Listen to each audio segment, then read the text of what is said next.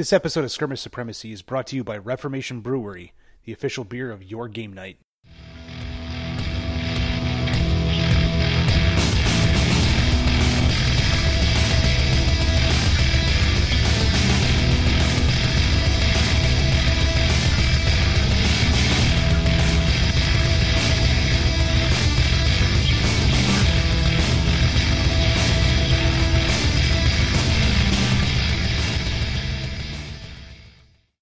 Because even if our computers die, the podcast still needs to be recorded any possible way we can.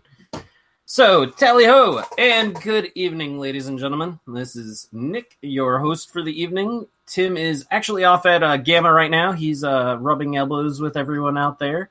So we wish him well as he goes and has fun, bastard. But I have found two awesome people to replace him. Yep, it took two. First off, we have Craig Campbell. Hello, I'm Craig Campbell. And we have Beth, and I totally missed her last name, so it's Beth. Hey, I'm Beth, and the last name is Varney, not Barney. Varney. Oh, it's got a V. Yeah, it's Italian. Awesome. Well, good evening. I know that one of the big things that it's going to be is, as most of you know, if you've been listening to the podcast for a while, Craig has a Kickstarter. Well, he talked about it the last time he was on. Getting ready for it. It is now live. It is for Capers, a Roaring 20s superhero gangster RPG.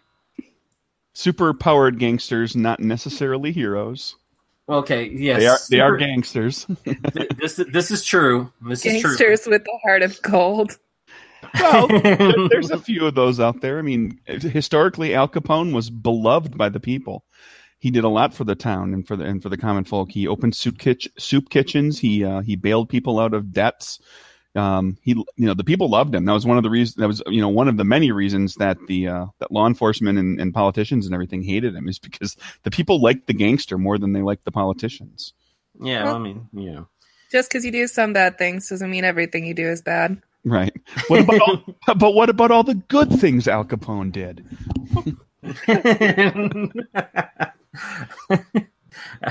Besides all the horrible murders. Yeah, let's just table the murders and talk about the soup kitchens. Yeah, but he murdered other gangsters. Those are bad guys. Sure, that justifies it. Elliot Ness had no problem with that. I didn't say that everybody. I mean, but if you look at it as the common person, the people he's killing are the government who, drove you into, an economic depression, and other gangsters who possibly weren't as nice as him. He at least opened a soup kitchen that you're eating at. Are you really going to have a problem with this person?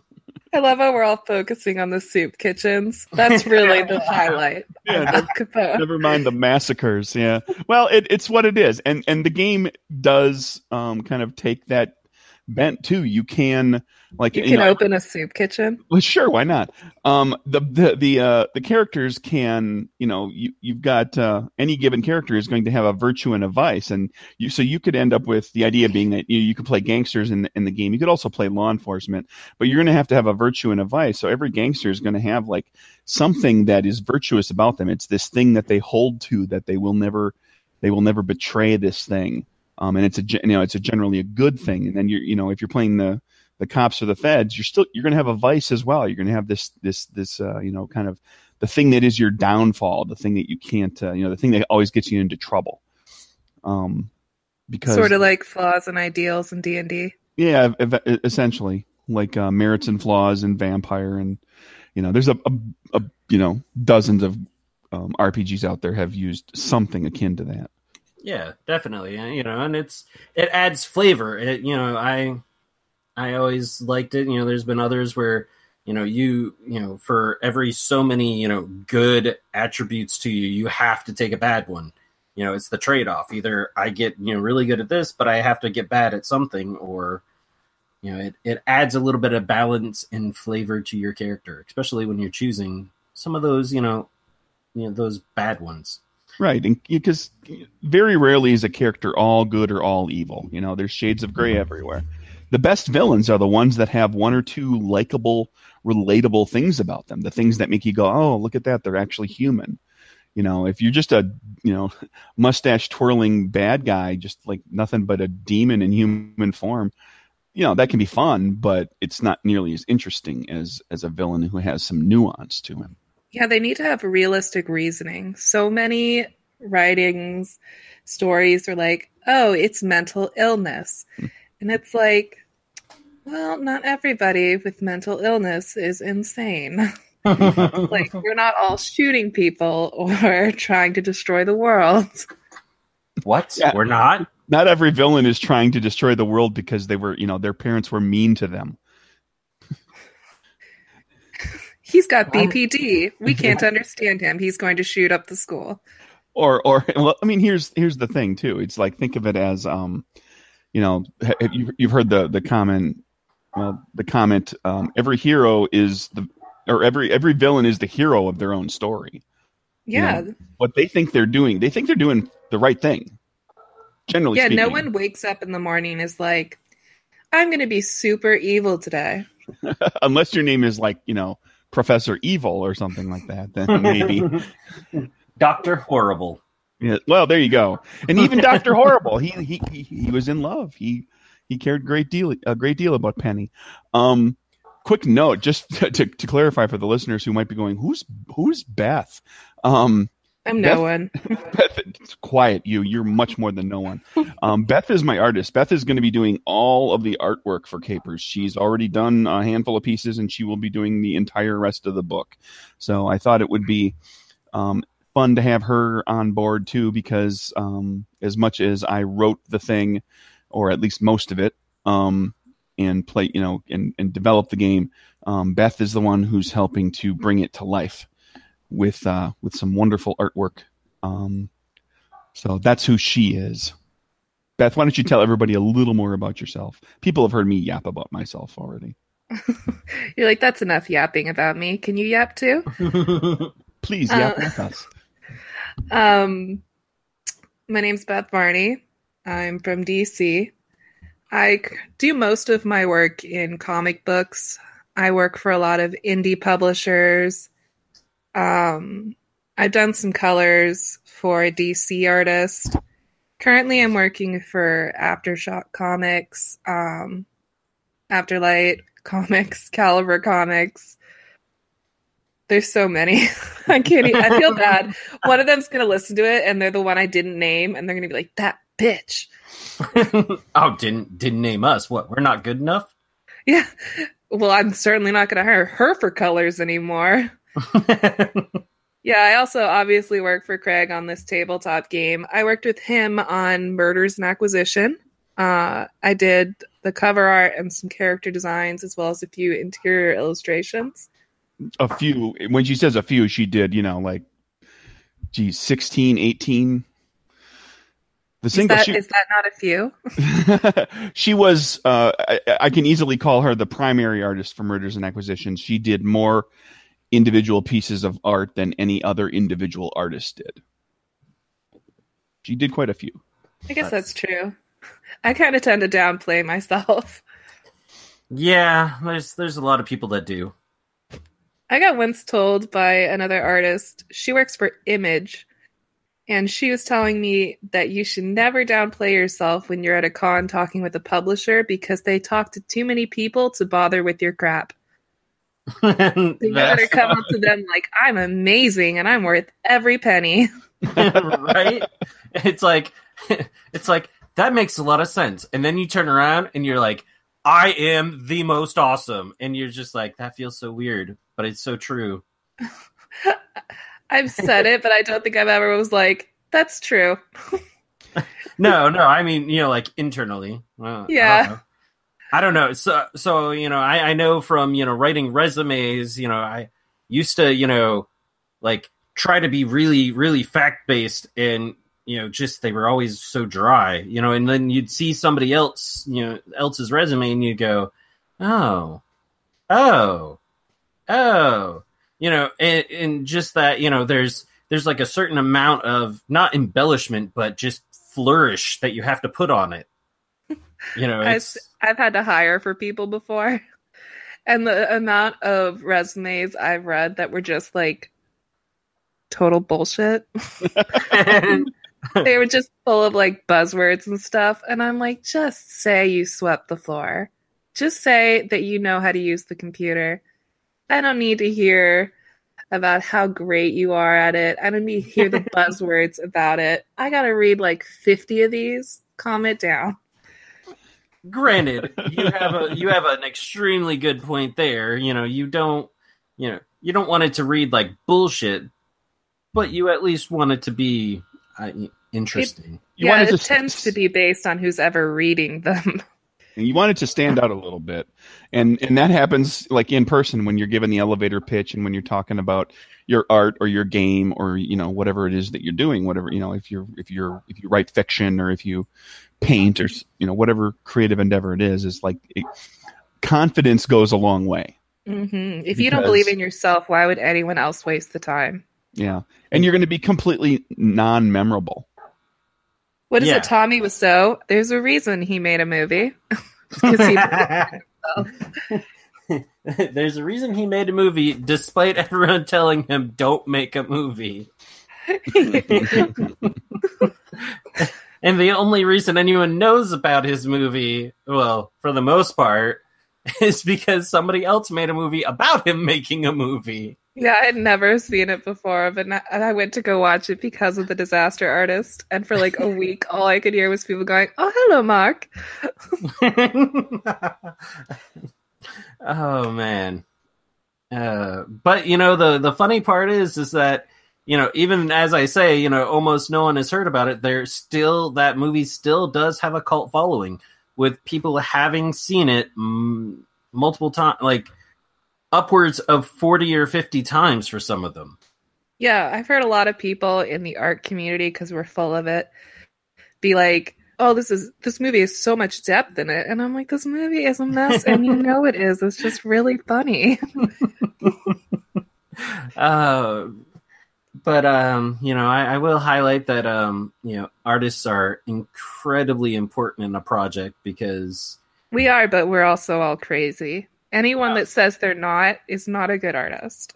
I don't think I've met an artist who has said that they're not crazy. I have. I went to art school. Well, but in art school, you're young, you're inexperienced still. But when you're in it, you think you're an adult. Well, of course, but that's the point though. That's what signals that you're still young. You're like, I'm an adult because I'm in art school, and then you get out in the world, and yeah, you're like, oh wait, I was actually 4. Can I go back there? It was safe there. Please let me come back. Now I have to be responsible and deliver on time. I don't want to pay bills. Don't make me pay bills. I don't want to talk to people. Now I have to take commissions just to make ends meet. Occasionally I can't always just work on passion. Now I have to listen to crazy people so I can pay rent. Please don't make me. Yeah, now I have to listen to other people's art orders. I have to paint what they want me to paint or draw or whatever what they want me to make. Oh, God, or listen to them explain to me why I should do it for free. Wow. Do you really, how often do you get that? Oh, sometimes it's more often, and sometimes it doesn't happen at all. But usually in December until the beginning of summer, I get a lot of people being like, you should do this for free or give me an 80% discount because I can definitely help you. And I'm like, you have no following. Why would I do this? Yeah. So, creative types, writers, artists, any of you. Yeah. That's called being paid with exposure. Yes, it is. You should be thankful for that exposure. Yes. Don't you know that? How many exposures equals rent? How many exposures equals food for the week? Unless your Or a car exposure payment. is you being best friends with all of the editors and art directors at Image, Marvel, and DC, you're not helping me. Do you ask them that sometimes? I did for one person because he didn't pay me, but he actually did know editors at DC, so that did help me. Oh, well, there you go. So one time out of how many dozens and dozens of time? Usually it's people who don't make a lot of money themselves, and their story has terrible English, and it's just, there's no cohesion in the themes. It's a mess in and of itself, but they have grandiose themes about, like, grandiose thoughts of themselves and what their project will be.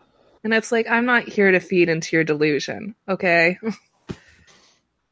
Like people who make a role-playing game about beating people up in an office and they think that other people are going to actually want to buy it. I've actually been meaning to talk to you about that, Craig. Those kinds of grandiose ideas. Hey, guess what? Some people bought it. Hey, yeah, I was one of those people. Yeah, I have a copy of that book. It was given to me, but I have a copy. Have you played it yet? No, I'm in the middle of playing a Pathfinder game that's gone on for over a year. Mm-hmm. Well, maybe by the time I put my third game out, you'll be ready to play my first one. Yeah, if you could contact all of my Pathfinder buddies and tell them to make it to the game, that would help.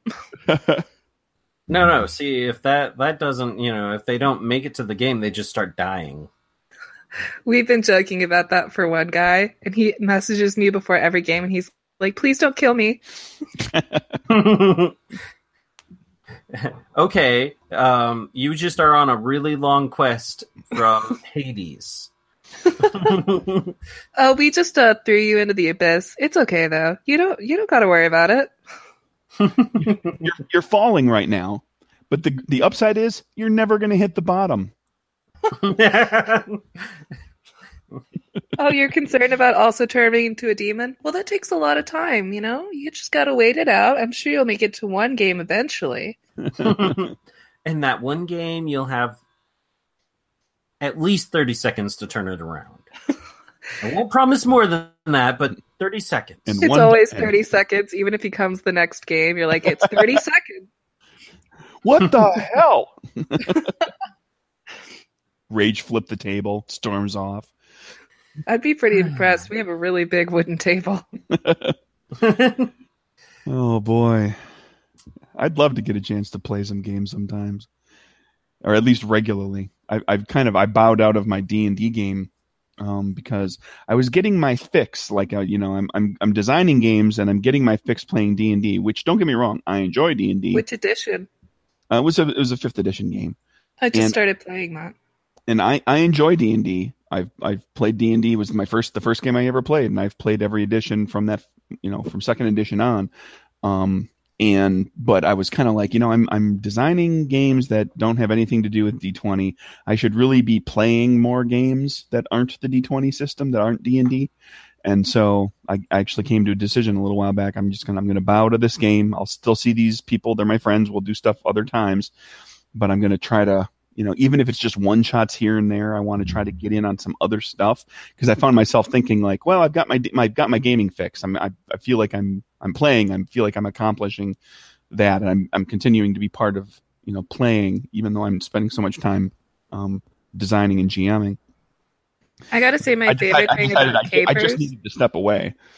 Yeah, I think my favorite thing about Capers, in relation to what you were just saying, is the card game element. Like, designing that Joker card was so fun. Yeah, we've talked about it on the podcast before, Nick. The playing card mechanic for the game it's essentially a press your luck kind of betting mechanic as you're going. You're not just, like when you roll dice, you roll a die, you look at the result and you go from that. Whereas with the playing cards, you're flipping one card at a time, and you have a few cards that you'll be able to flip, and each time you flip one, you have a choice to stick with that one or flip to the next one and hope that it's better, perhaps, without risking, all the while you're risking failure. So part of what we're doing is then for the Kickstarter is also creating a deck of cards that are themed, and they're just regular playing cards. It's 52 suit cards plus 2 jokers, but we're doing some custom artwork on some of the cards as well. And Beth has already, so far, she's drawn the 2 jokers, but we'll also draw all of the face card illustrations as well down the road. That's so to go back to Beth, why did you enjoy drawing the jokers? Really, I do a lot of research in art. You saw me work on it with the illustrations we already did. Right. And looking into the different styles that came out of the 20s and 30s is just really fun trying to choose which one to do.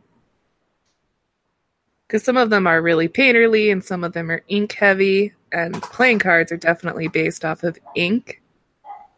So it's just fun to draw. It's very different from nowadays. Well, that's one of the things, I was happy to give you the opportunity, and you Beth, you've said yourself too that, like, you do a lot of comic work, and admittedly the artwork for Capers is of that vein. It's not super ultra realistic. It's a little more on the comic book side of a look, but it's also getting into a historical period that, like how many indie comic projects have you done that aren't set in the like a fantasy world or the modern day, where you get a chance to ones that weren't set in a fantasy world or the modern day, right. Probably 2. So you get usually people want fantasy. I get a lot of people messaging me about doing superhero stuff, and I don't care. Like, I would love to work on the X-Men, but I mean, if you're not an established superhero brand, the likelihood of you making it is so small.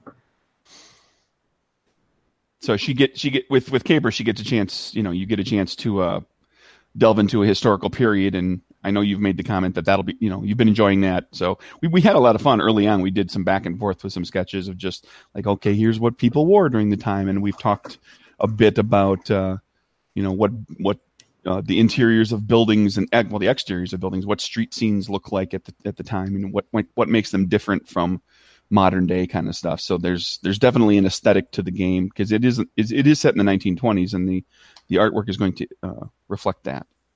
So lots of Model T kind of cars, old timey stuff. Yeah, it was fun trying to find cars that were not the Model T.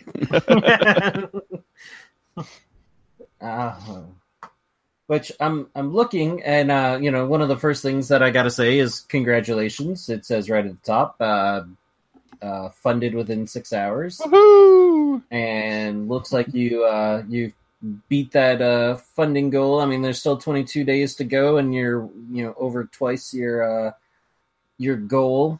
So yeah, we've blown through a couple of stretch goals at this point. There's a couple more coming. There's one that, as we record, we're just a few hundred away from another one, and then there's more stuff beyond that. So yeah, I mean, listeners, as you listen to this, take a look, check it out, see where we're at. It's rolling along nicely. I think one of the reward tiers is you get drawn into the book. Yep. That's the gangster backer level, and we've got a few, as we record, we've got a few spots of that left still too. There's I think there's 4. I think there's 4, yeah. Four spots left where you'll get all the stuff that everybody else gets, the game and everything else. But you get your likeness in an illustration, in a quarter-page illustration. So you'll be the main character in an illustration of doing something. You might be doing something super powered. You might be doing something gangstery, something law enforcement-y. And you'll get the great pleasure of talking to us. Yes, you'll have to send us photos of yourself in tasteful poses. There will be nothing. And then I'll have to study them for a long period of time. I'm starting to see where the bitter, bitter Bethy. You're not allowed to say that. That's my joke. Hey, you said I could use it as down at the bottom. We've got the list true. of the team members, and I went through and I gave everybody. I let everybody select a super. Supers or gangster style nickname for their character. And I was like, Bitter Bethy sounds good. She is really cranky. She's in a notoriously good mood here right now. Normally, when I deal with Beth, she's a giant pain. Oh no, wait, hold it. That's not true. Beth is. I thought Craig was like throwing me under the bus. He's like, No. she's a huge bitch. It was certainly sounding like it. I was like, well, damn. I mean, you're totally aiming to ruin that good mood, huh? Beth is actually a joy to work with. I've enjoyed working with her quite a bit. I mean, honestly, why would I give somebody an entire book and have to work with her extensively if I didn't enjoy working with her and if I didn't like her? That's ridiculous. To be fair, most of our interactions are written, not spoken. That's true. There's that whole anonymity of the internet. You know, It's 2018, baby. No one wants to see each other. makes interactions that much easier. And she can get the response on a sketch from me, and then respond back that she's gonna make those changes, and then she can just walk away from the computer and say, "What an idiot! He's just making me do the way it is. What is he thinking?" It was fine, Craig. Shut up. I'm going to be honest right now, and I have thought that about other clients, but I don't think I've ever thought that about you. Aww. Well, no, but I have thought that about other people. Just I'm sure. I've thought that about I've dealt with freelance writing assignments in the past where I've walked away where somebody asked me to make this change and I was like, why? It's perfect the way it is.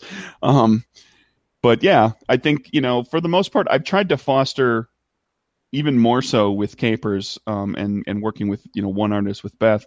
I've tried to foster kind of like we've talked about what the game is about. She knows what's going on. We've talked about the period, and I trust her with the work that she's doing. And only occasionally do I get really picky about something, and it's usually because it's, for example, the front cover.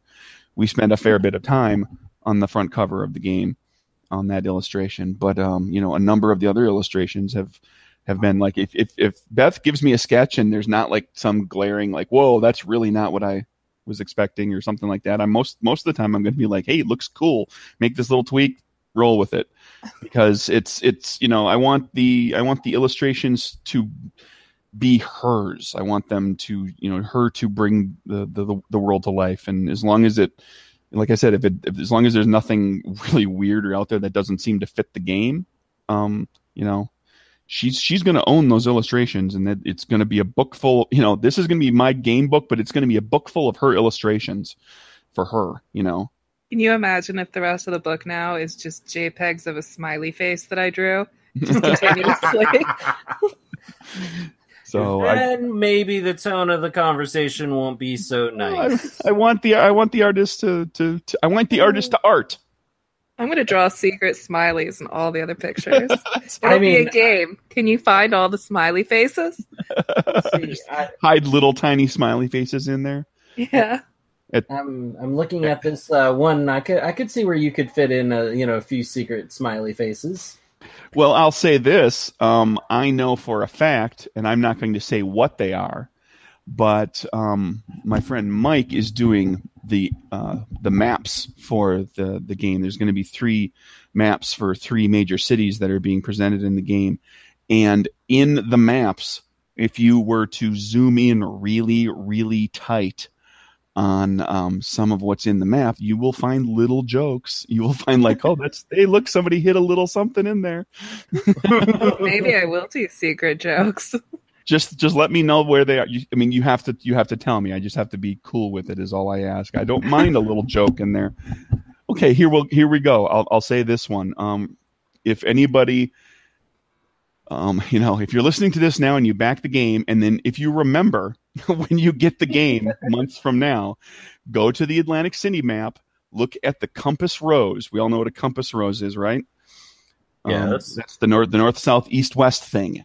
Yeah. It has a liquor bottle incorporated into it. It's very apparent if you zoom in really tight on it, because keep in mind, these are glass, you're talking like glass liquor bottles that had like stamping in them in the era, right? You had like actually stamped in the glass.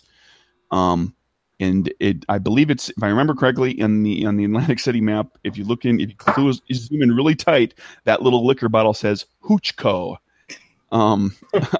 stamped into the glass, like kind of near the neck of the glass, as in that's the company that makes this beer is Hoochco. It'd be funny if it was like prison wine.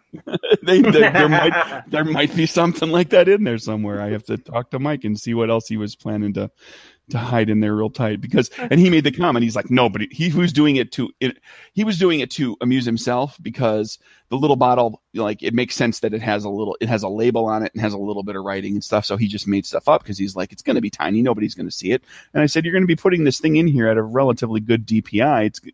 People are going to get a PDF. They're going to zoom in there tight. It's entirely possible that they will see it. Yeah. I usually just scribble nothing. Now it's going to be secret jokes. I put a joke inside of buried under an image in the Murders and Acquisitions Quick Start. If you go and pull the PDF apart, you will find a joke underneath an image. Hey guys, if you backed the project and you find all my secret smiley faces, I will draw you a picture. but you're not saying how many smiley faces there are. No, that's the point. You have to find them all. I'm not telling you how many. There could be one. And she's also being very non-specific about the picture she's drawing. It might just be, here's a drawing of a smiley face. For all you know, it could be right. The only one that's in there is right behind some text. Evil. I love it. I also didn't say what picture I would draw. Watch me just send them a really big smiley face. Right. You'll be flipping through the book and it'll be all these great shots of like women in flapper outfits and men in pinstripe suits and Model Ts and big stone and brick masonry buildings and all this stuff going on. And all of a sudden you'll flip the page and there'll be a 2-inch diameter smiley face. Are we going to put like our picture in the back of the book? I really just want mine to be a smiley face that just says Beth Varney. Hey, you know what, Beth? I'll give you a free rein on this one. If you want to put yourself in an illustration somewhere, go for it. I got no problem with that. My face isn't even in this video call. Do you think I'm going to draw it? Oh, come on. There's a reason my picture is a little drawing. Because I like my anonymity. Okay, that's fair. So pick somebody that you really don't like, and put them in there. Saw my brother. There you go. That didn't even take you very long to think of. Pick someone you don't like. My brother. He's my twin. Yeah, on top of it. You would think of him too. I guess that explains it. Yeah, I saw him today. I'm gonna think of him. And you don't even need a reference photo of him. You could probably draw him freehand. Oh, I was like, are you implying that I look like him?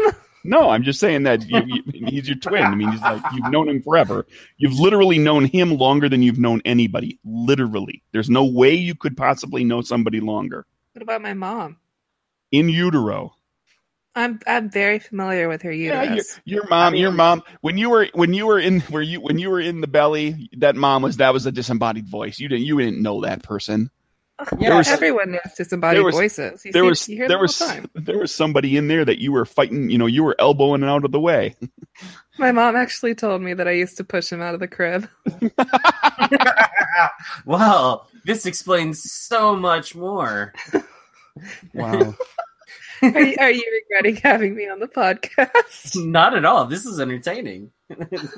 It's a very free-flowing podcast this time around. I'll say that because, we covered the living crap out of the Capers game, so we can always point people back at some point. Just go back through the catalog. I don't know maybe 6 months or something like that. Has it been that long? 4 or 5, 6 months. I actually meant to look up the episode number. Can you imagine if we got on and we were like, we were going to talk about Capers, but just do your own research. Well, we're talking about it enough. We're just not rehashing all the same stuff we talked about last time. Right. That's the big deal. How all the mechanics work and all that. They do seem like fun. I mean, the biggest part is the push to your luck with the cards that you mentioned already. unfortunately, we did have plans of getting together. You know what? It was August.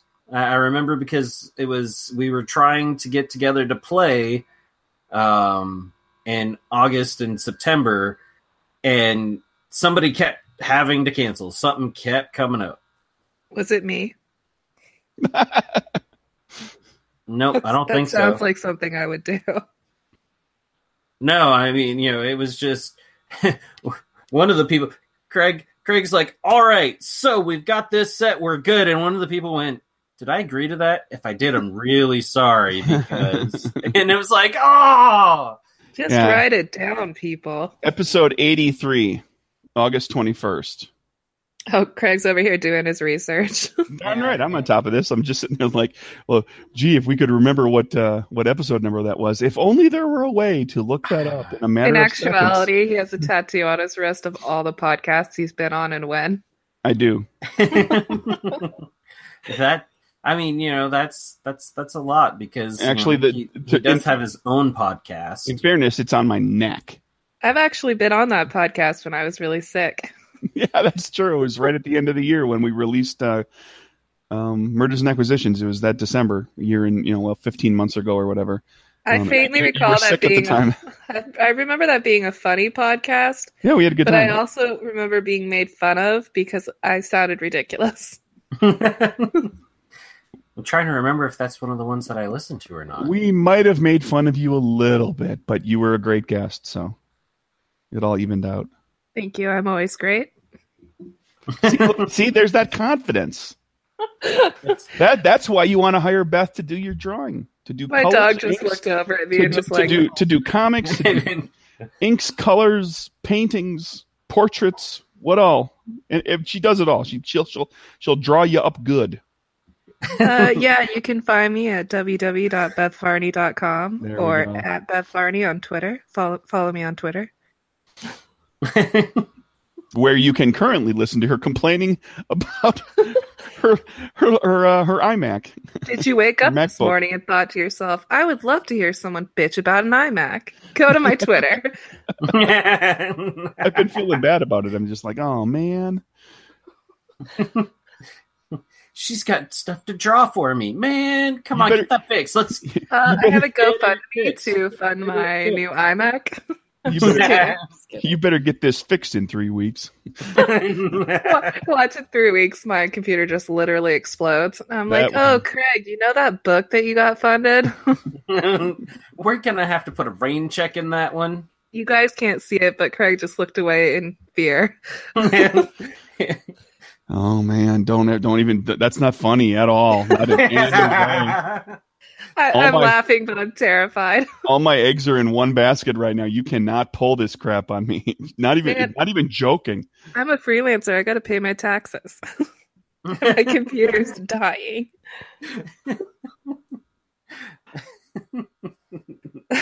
You're just laughing at me. You're like, oh, she's in pain. Good. We'll make it work, Beth. We'll make it work. It'll all be okay. It's all gonna be good. Yeah, I got this tiny laptop. That'll definitely work out great for drawing. Stop it. I like how even though this is my life, it's giving Craig more anxiety than it's giving me. The look of sheer anxiety on Craig's face, the more Beth is like, we're really screwed. Yeah, we're totally fucked. Just get your money out now. Whoa! I'm kidding. I have an iPad. I can draw. I can draw it. I actually just killed Craig. He's dead now. I had like a palpitation there. He's going to be recommending me to people, and he's going to be like, do you want to test your heart health? Hire Beth. Yeah, no kidding. She'll keep you awake. She'll keep you on your toes, that's for sure. Good Lord. Oh, do you need a heart attack in the middle of the night? Call Beth. Well, and I thought I was getting past the nervous part of the Kickstarter, because it's the first few days is when it's really busy, and I was doing a lot of promotional stuff, and we kicked through, and I had to do updates for halfway funded and for funded, and then we had a stretch goal within like a day and a half, and everything was rocking and rolling. And then I rolled into going Friday, Saturday, Sunday at a local convention where I was like, on all the time, right? I was like, I was converting backers converting attendees into backers all weekend long. So it was a fairly busy weekend, and we hit another stretch goal and everything was rolling along. And then I kind of got to Monday and I was like, all right, that's done. Time for that slow blah, that just kind of slow trudge through the middle of the Kickstarter.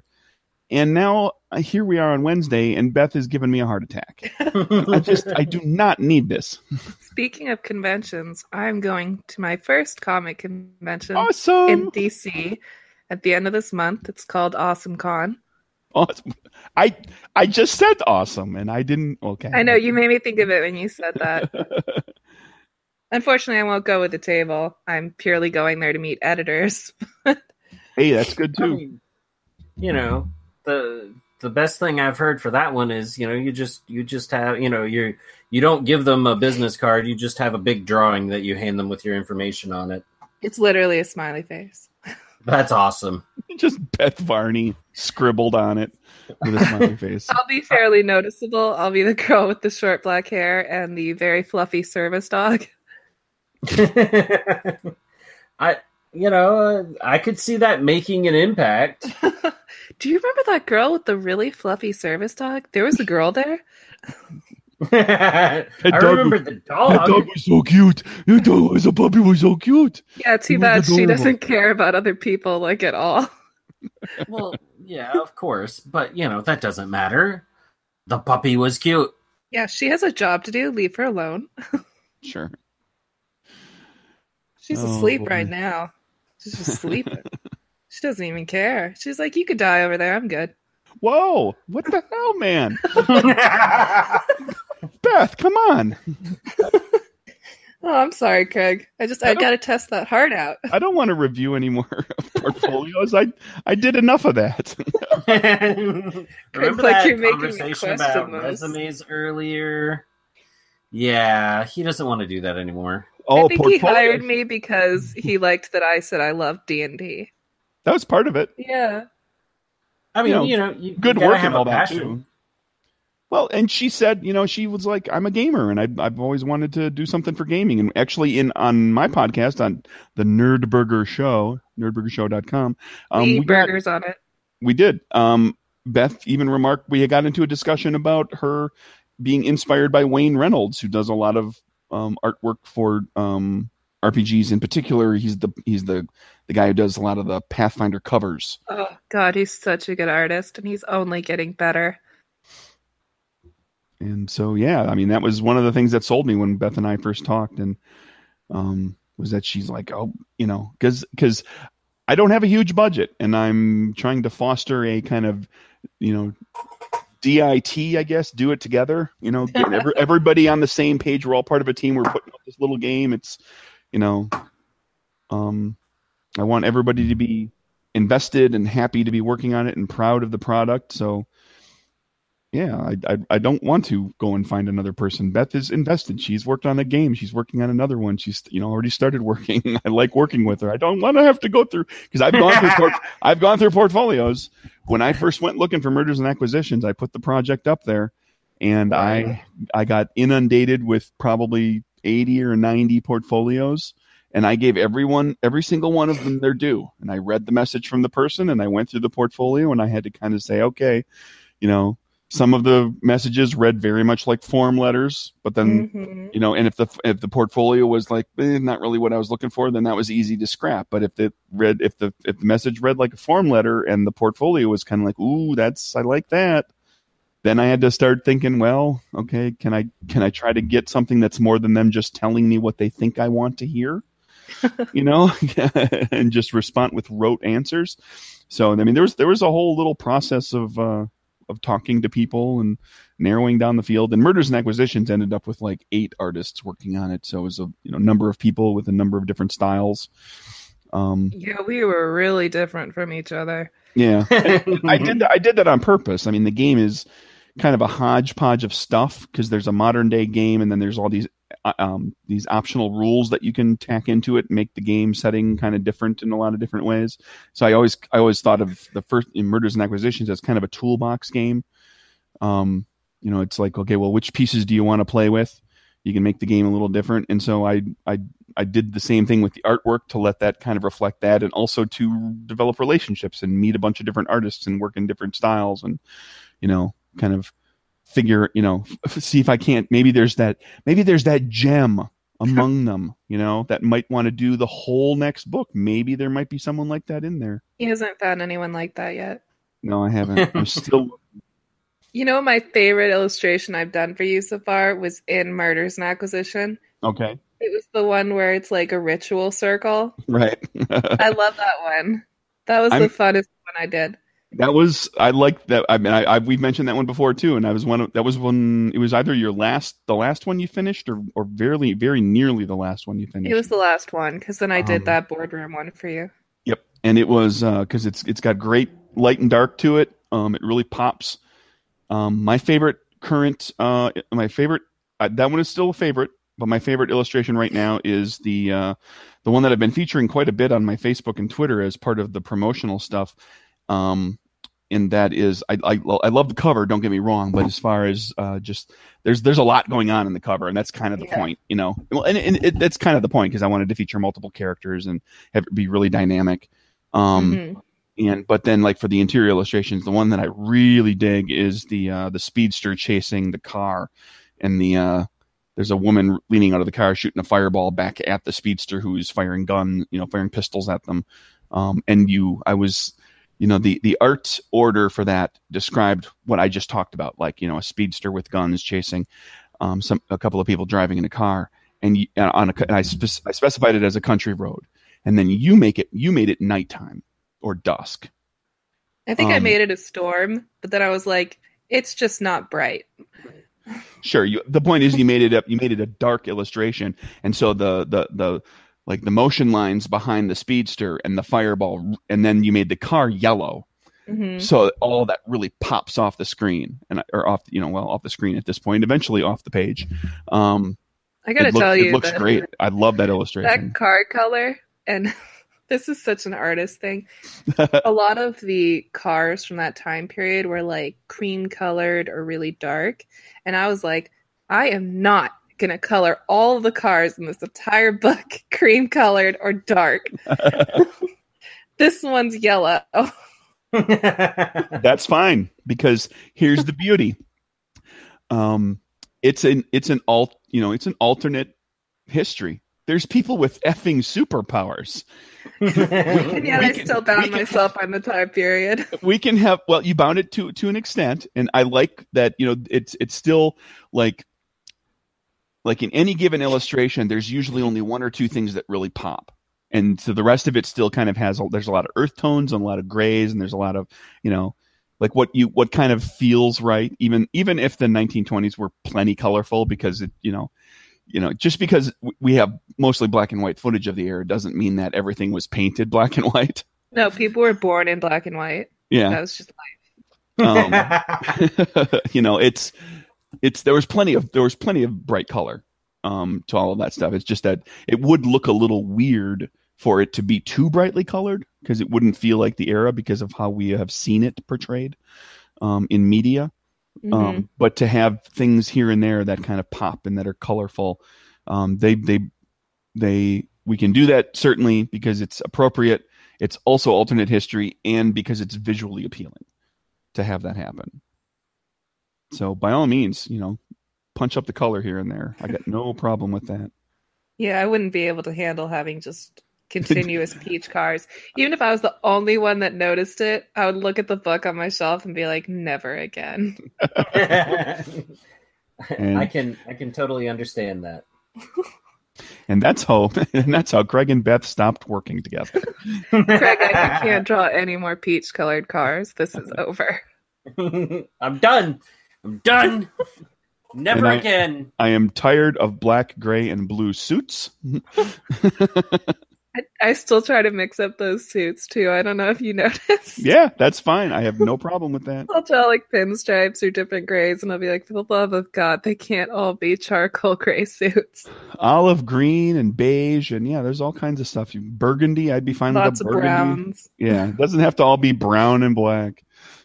Yeah, some other artists were like, well, black suits. And I was like, no. No. No.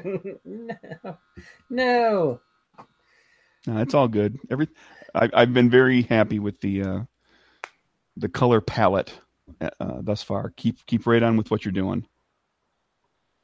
Yeah, I can only imagine how fun it was going through all those art portfolios you had to before you reached me. Oh my God, there's so many. There's a lot of artists out there that just think they're way better than they are, which sounds really conceited coming from an artist. But there's a reason there's a Reddit called R Delusional Artists. There's also one called r/shitty Kickstarter. Have you ever watched iDubbbz or anybody on YouTube that review Kickstarters that are just like freaking stupid? No, I have not gone looking for actual video stuff, but I have perused the subreddit. It's been a while, but mostly because I don't want to go in there and see mine. That's what I was just thinking. I didn't want to be the one to say it out there. That's because you're worried yours is in there, but No, I think it's okay. I think I'll be fine because the ones that are in there are usually ones that are like, they have 2 backers in 7 weeks, they've made $15. Yeah, the ones that you see featured on YouTube are like people that are like, buy me a new computer, or they're like, here, help me make this $100,000 game, and then not tell you anything about the game that they're trying to make. Don't want to share your IP. Yeah. Like, I've never made a video game before, but back me, I could definitely make this in a week. It's like, no, you can't. No, you can't. What's your game about? Well, it's really cool. Okay. You go in outer space and there are guns and ships. Have you ever modeled any of those? Do you know about particles or light emission in a game engine? Oh, no, you don't? You can't make the game. Hey now. As a former game programmer that started out like those people, not really. I went in with a little bit more knowledge than that. But yeah. Did you think you could make a AAA game all by yourself without any experience? No, I didn't think I could do that, but Well, they did. Yeah. Oh no, I know. I know. I was definitely around lots of those people. Yeah, my senior art project in college was the first level of a game. That took me a year to make. Just by myself. I'll never forget that. My teacher was like, this is great, because everyone else just did paintings. Do you want to know how long it took me to make Capers? Sure. 27 years. You're like, that's funny. 1 year. Ha ha ha. Well, that's the argument. That's the discussion I've had with people. It's like, well, how long did it take you to make this game? I was like, well, and actually the better one to talk about is like, there's a game that I've been starting to work on that's, potentially going to be the next game. That's called Die Laughing. It's a much smaller scale game, but regardless, it's coming along, and I've been playtesting it a little bit. And somebody asked me after playtesting it, there's like, how long did it take you to make this game? Because it's kind of small. And I was like, well, the easy answer is to say, well, like 6 months of free time, just tinkering with it here and there, in addition to doing other game stuff. And then the better answer is like 11 or 12 years, because the first time I tried designing this game was 11 or 12 years ago. And then the better answer is 27 years, because that's when I first started playing role-playing games. So this game doesn't get designed without, 27 years of experience. I have a project like playing that. games, GMing games, writing for games, freelancing, designing 2 other games before it. Yeah. I have one comic book project that is just my project that's not out. You can't buy it because I'm insane. And every time I work on it, I'm like, this page doesn't look like a painting yet. I have to keep working on it. Beth, you know what they say, right? Just get it done. Perfect is the enemy of great. It's not even that. It's like, you got to say that's enough. It's as good as it's going to get. I used to get teachers that would say that. They'd be like, you can find fault every time you walk away from an easel. You just have to say I'm done. And I'm like, bitch, I'm never done. but it's such a great way to look at it. It's like, paraphrasing Da Vinci. I think it was this isn't the phrase, but it's the way I always repeat it. That is, no work of art is ever completed, only abandoned. Yeah. I could literally still fix things from like me being 10. I would hope so. I didn't get any better after that. How good was your artwork at 10? It was really bad. That the smiley face was all I could really draw. And that's why it persists. Why she still does it. There you go. I'm actually kidding. I was in advanced placement art. Once again, the confidence just comes tearing through. I love it. Actually, I was in advanced placement in most of my classes in high school and stuff.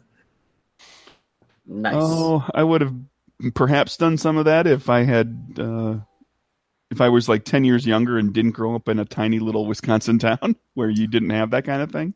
Yeah, my dad grew up in a place like that, and now he's a PhD physicist. So where you're from doesn't hold you back, people.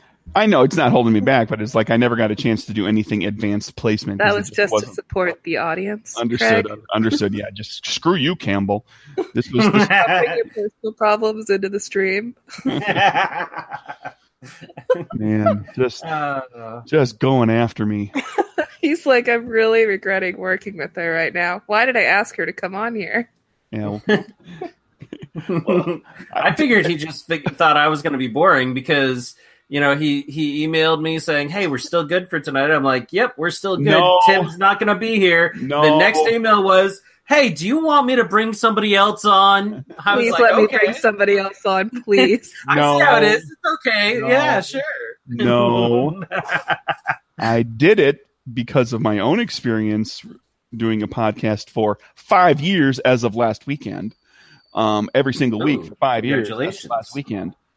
Which is to say that our worst episodes are the ones where there's only 2 people. We find it much better when you've got like 3 or 4. You got more voices, more points of view, more senses of humor, less awkward pauses. Yeah, less moments where everyone stops talking. If you're, if both you guys had been here, I probably wouldn't have suggested Beth. No offense, Beth. Oh, now I'm going to be son of a bitch. You're just not going to win, Craig. I lied about not the going to win. computer, Craig. It was just so I wouldn't have to work with you. Ouch! Now you're just getting mean. There's a reason I'm called Bitter Bethy. And Don't it at was a me. self-chosen name. I can't argue with any of that. I really can't. It was a self-chosen name. Ugh. I forget what Craig recommended, and I was like, no, it has to rhyme.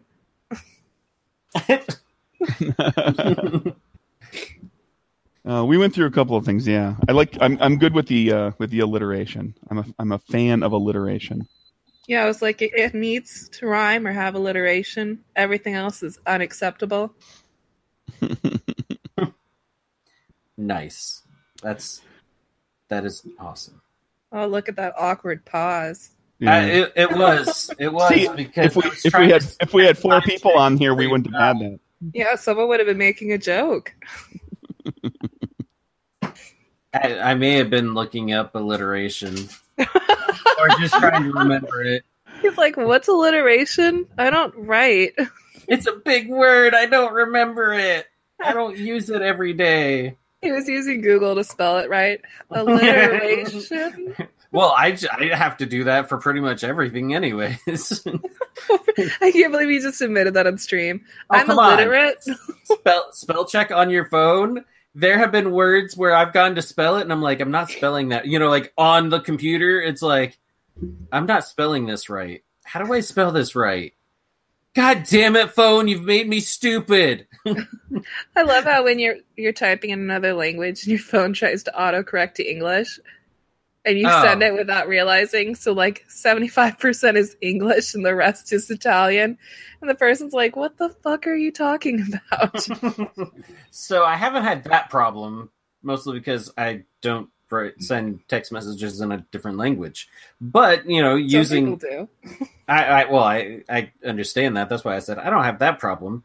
But there are words. And now my phone, because there's a lot of random words that I capitalize, usually together, you know, for a title or something like that of a game. My phone has just become just kind of an asshole. Like right now, first, I can write first about anywhere, and it just decides to capitalize it. And I'm like, no. But there's times where I don't catch it, and so all of a sudden I'll have these different words that are capitalized and others that aren't, and some that I wanted to be capitalized that aren't, and I'm just like, oh my god, this looks horrible compared to what it should look like.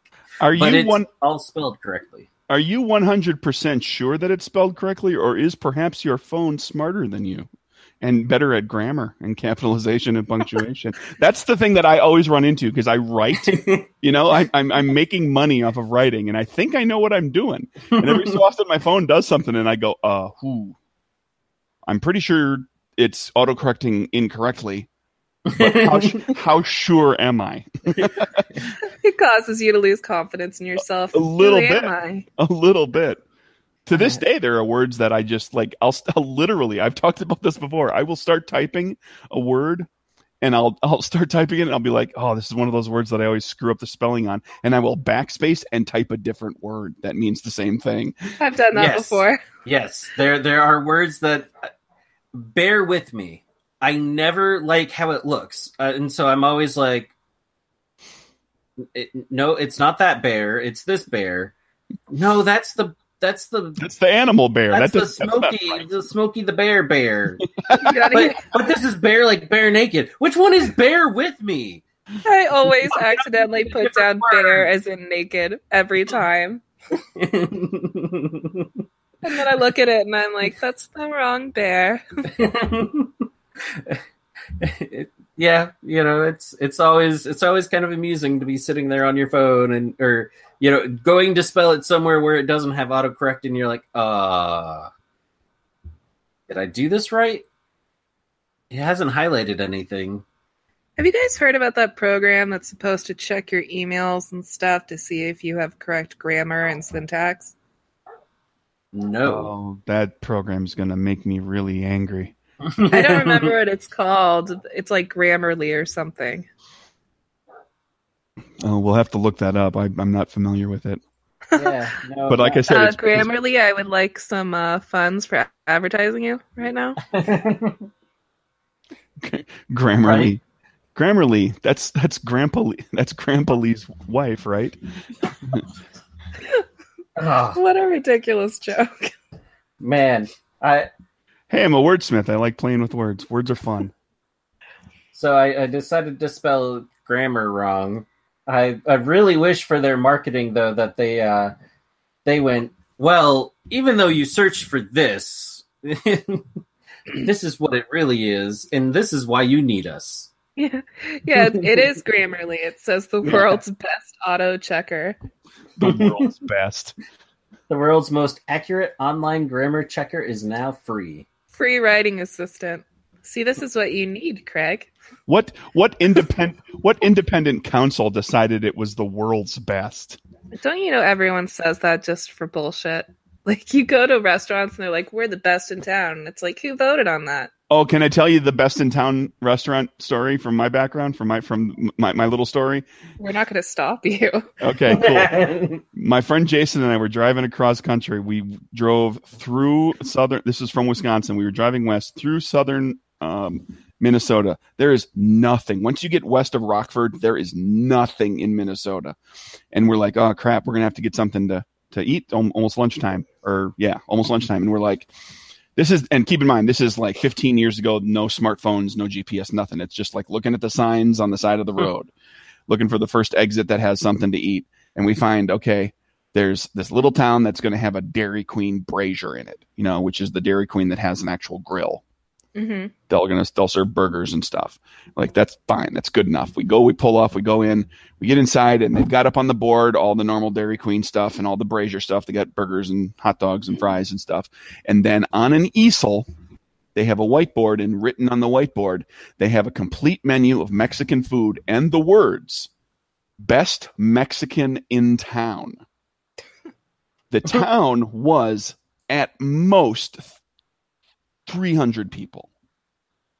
It was teeny tiny, but they had the best Mexican in town.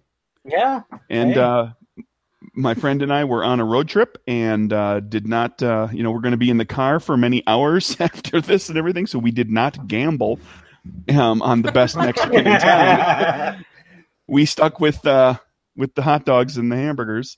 But yeah, best Mexican in town. You guys want to hear the story of the smallest town I've ever been in? Well, that wasn't the smallest town I've ever been in, but I got you. Go for it. Couldn't have been more than like 10 people. Yeah. I don't even know what they call a town that's that small. Unincorporated. It was in Alaska. There were literally like 4 houses. Yeah, it was a crossroads with a house on each corner, right? Yeah. Basically, essentially.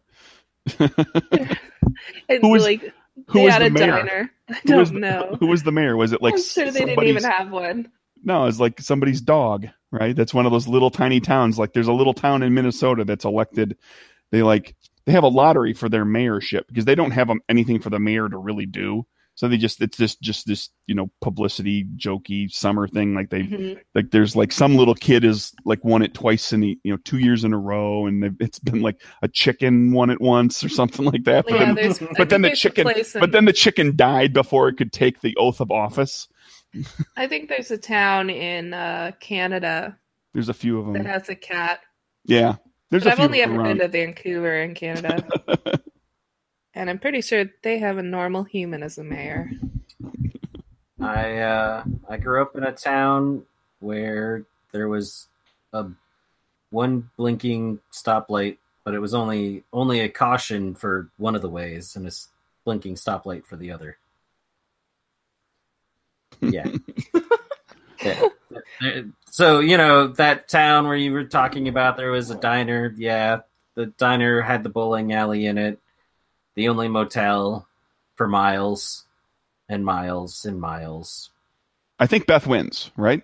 Yeah, that town in Alaska, the only both place called you our had to store. eat was like somebody's family room. There was no other restaurant. There was no gas station. You had to go to a different town for that. Okay. Jeez. That sounds like a joke, but I'm serious. No, I believe you. I believe you. There's a little tiny. I don't, like you said, I don't know what you call them. It's like, are there such a thing as a hamlet anymore? Is that what a hamlet is? It's smaller than a village. I have Yeah. no idea. Yeah. It's like the question of how small does the coin get? You got a penny, you got a hay penny, a farthing. I grew up in a hamlet. Okay, there you go. It was officially the hamlet of. I grew up in that town. But have you guys seen and saying Alaska made me think of it. There's a town in Alaska, but pretty much the entirety of the town is contained in an old military dorm building. I'm not surprised. There's That's a town in spectacular. Alaska that is plagued by polar bears, so everyone in the town can't go out after dusk because the polar bears will eat them. Interesting. Yes. I haven't heard of that town. But Now I want to design a game that is set entirely within a place like Alaska, where every town is just weird like that. You never what go he to a hires town that's me for. normal. He Yeah, doesn't hire me for the art. He's like, tell me all your stories of Alaska. Go. tell me about weird Alaskan towns. Yeah, I went there last summer. That's the only reason I know all this stuff. That is awesome. It's really cool, though. I suffer from allergies here in Virginia. And as I sniff. I like the sniff to punctuate. That wasn't on purpose. I have a runny nose. And in Alaska, I had none at all. It was great. I was there for weeks. So time to move to Alaska, right? I know. My It dog sounds would probably love it because she's fluffy. sounds like the perfect motivation. Allergies? Yeah, unfortunately, I wasn't joking when you have to go to other towns for gasoline. And they're over an hour away. Oh, yeah, no. There's a road called the Denali Highway that isn't paved and crosses the whole state. Mm-hmm. While I was there in the summer, it snowed. Yeah. Well, it's Alaska. Beautiful, though. I I'm saw a lot of not moose. hearing anything bad about any of that. Lots of moose, lots of bears. Dinner? It's cool. Oh my god, Blankets? so much salmon. Ugh, so much salmon. See, now there's something bad. I don't like salmon. What? Okay, goodbye. Have a great night, guys.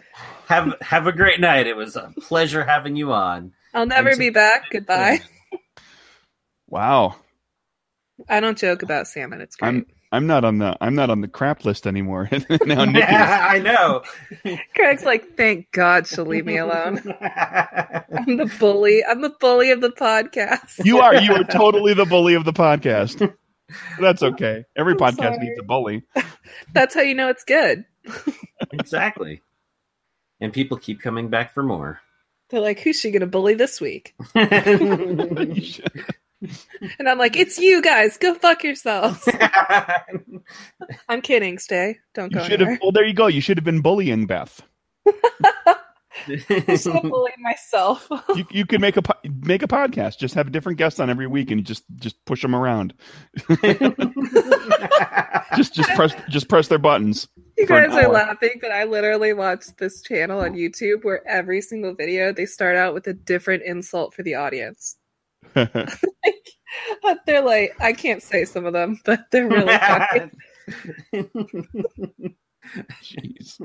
If I had a podcast, it would just be me talking to myself for an hour. You know, there's people out there that like that. I'm not one of them, but some people might. Well, I mean, if it's something interesting for an hour, it might not be bad. Can There's you an imagine if there's one called The Awkward Pause? And it was a podcast like H3H3 where you can also like see the people, and it's just an hour of them staring at each other. Oh man, Well, it's that would be like the longest game of longest quiet game like ever.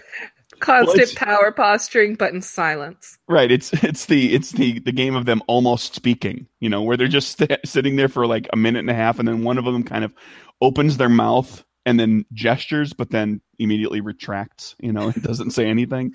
If you speak, you lose. Oh my god. That actually sounds like an incredibly funny podcast. It does. I think we're on to something. And it needs to be about 4 hours long. Yeah, Oh, you have to God. stream it on Twitch. You have to stream it on Twitch. Yeah. And somewhere in there, somebody does talk, but like you don't know how many times it's going to be. It will be at least one, And if they're coughing, but they it'll just be have to spread throughout the 4 hours. Yeah, it becomes like a competition. See, if you cough or sneeze, you lose like half a point. If you say an actual word, it's like 10 points. They have a running narrator that's like, "Oh, Philip looks like he's got something to say." Well, it's got to be like a golf a golf correspondent where they're just really quiet like NPR voice, They're super really gentle. soothing, like it's putting the audience to sleep. They're talking about body language and stuff. Posture. Okay, this is getting ridiculous. I can't believe we're suggesting this. I kind of want to see if somebody would make it. I'm not going I to know. watch I'm kind of curious to Google it. Like, does it exist? Part of me is thinking the same thing. I'm like, if it doesn't, I want to make this. Can you imagine all the comments you get on this podcast? People are like, "Does that exist? I want to watch it." When are you guys putting out your first episode? You heard about that guy who got really popular just because people were weirded out? That's so big. He would sit in front of his camera for 4 hours without moving or saying anything. And he did multiple streams like this. And it got really popular because people were like, what is wrong with him? Well, they're waiting to see. They want to be there at the moment when he does do something. Someone broke into his apartment while he was doing this, and they opened the door, and he was sitting on the floor, and they're like, you could hear them. They were like, "Hello, hello," and you see the guy's eyes get really wide because someone just broke into his apartment, and the dude opens the door, sees him sitting there, and then gets weirded out and leaves. Now, there's part of me that wonders if that was staged. It wasn't because they filed like a police report and everything. Now I can fake a police report. It was. Yeah. All I know is that was very funny. Speaking of the police. Yeah, Yeah. that's actually him calling more police right now. That's me sending police out to take care of you because I'm frankly you're a little bit of a bully and a meanie. And I think you need to be taught a lesson. That's why I'm so good with the gangsters. I got a little of that darkness in me. There you go. Shades of gray, baby. Shades of gray. She gives money to soup kitchens. Bringing it full circle. Full circle. Full circle. I love it. I was just about to say, just as we're reaching, the end of our time, we brought it right back to, soup kitchens and all that. I mean, I will say this. I have worked at soup kitchens. yeah. That's actually true. Well, I guess the next thing is massacring people. Craig, you handle that part because I'm out. Bye. Follow me on Twitter. Bye. at BethBarney.com. Or rather, at BethBarney. Not .com. No, that's my website. Sorry. All right, Craig, if you want to take a few minutes to spread the good word about where people can find Capers. Religious experience. You can pop over to Kickstarter and look for Capers RPG. I think you're going to have a link for the show notes or something like that. Yeah. So you can take a look there too. You can learn about game stuff that I'm designing at nerdburgergames.com. You can go to drivethrurpg.com to purchase other things that I've designed. Although, just as a heads up, if you want Murders and Acquisitions, it is an add-on as part of Capers. So if you are also interested in Capers, you can get Murders and Acquisitions super cheap along with that. You'll just have to wait until after the Kickstarter's over and we get backer reports and all that stuff to find out for sure who wanted the extra game. And I'm at Nerdburger Craig on the Twitters. I inspired you to plug your Twitter. All right. Well, Beth, it was a pleasure meeting you. Thank you. She kind of took over the podcast, didn't she?